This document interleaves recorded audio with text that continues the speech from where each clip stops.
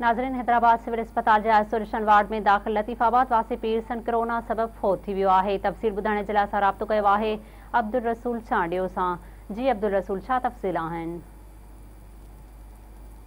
साल हैदराबाद में corona virus बीमारी सबब एक हफ़्ते खां वेंटिलेटर ते पियल लतीफ़ाबाद जो रवासी आहे 70 वरनि जी उमिरि आहे पीर सन मंसूर लसन लाॾाणो करे वियो आहे।